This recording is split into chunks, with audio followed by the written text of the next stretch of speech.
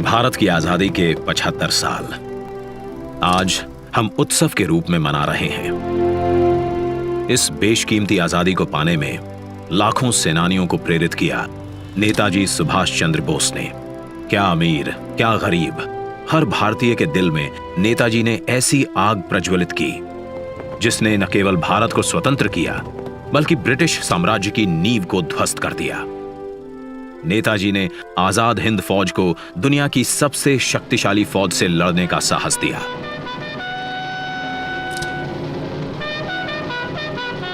भारत की पहली अंतरिम सरकार की स्थापना की और 21 अक्टूबर 1943 को पहली बार भारत की धरती पर राष्ट्रीय ध्वज फहराया।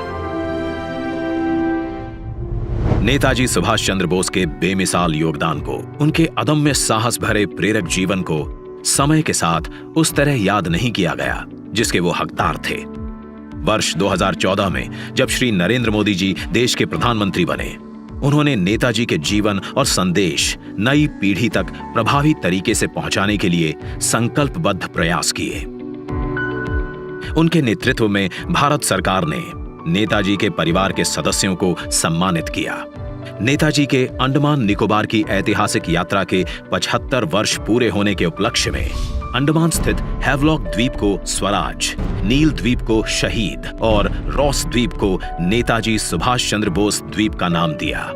लाल किले में नेताजी को समर्पित संग्रहालय और कोलकाता के विक्टोरिया मेमोरियल में बिप्लोबी भारत गैलरी बनाई। नेताजी के शौर्य और पराक्रम भरी जीवन गाथा से जन जन को जोड़ने के लिए उनके जन्म दिवस 23 जनवरी को पराक्रम दिवस के रूप में मनाने का निर्णय लिया। इसी कड़ी में नेताजी की 125वीं जयंती पर प्रधानमंत्री श्री नरेंद्र मोदी द्वारा इंडिया गेट पर नेताजी के होलोग्राम प्रतिमा की स्थापना की गई। आज उसी स्थान पर ग्रेनाइट से बनी नेताजी सुभाष चंद्र बोस की प्रतिमा का अनावरण हो रहा है, जो भारत की सबसे ऊंची अखंड प्रतिमाओं में से एक है। ये प्रतिमा आजादी के महानायक को कृतज्ञ राष्ट्र की श्रद्धांजलि है। नेताजी सुभाष की ये प्रतिमा हमारी लोकतांत्रिक संस्थाओं, हमारे पीढ़ियों को राष्ट्रीय कर्तव्य का बोध कराएगी।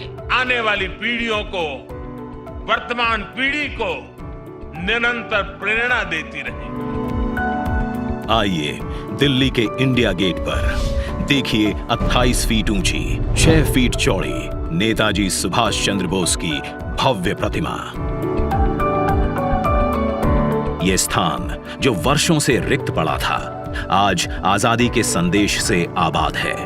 तेलंगाना से 1665 किलोमीटर का सफर तय कर 280 मेट्रिक टन ग्रेनाइट सिल्ली दिल्ली पहुंची।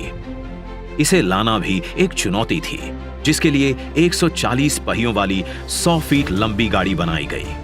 प्रख्यात मूर्तिकार श्री अरुण योगीराज ने इसे आकार दिया। शिल्पकारों की टीम ने इसे 26,000 घंटों तक अपने श्रम से सींचा।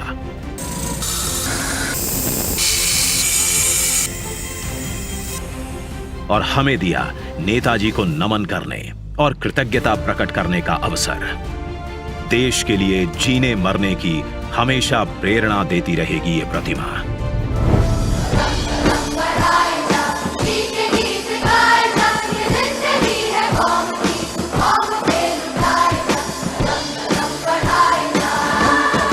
जय हिंद।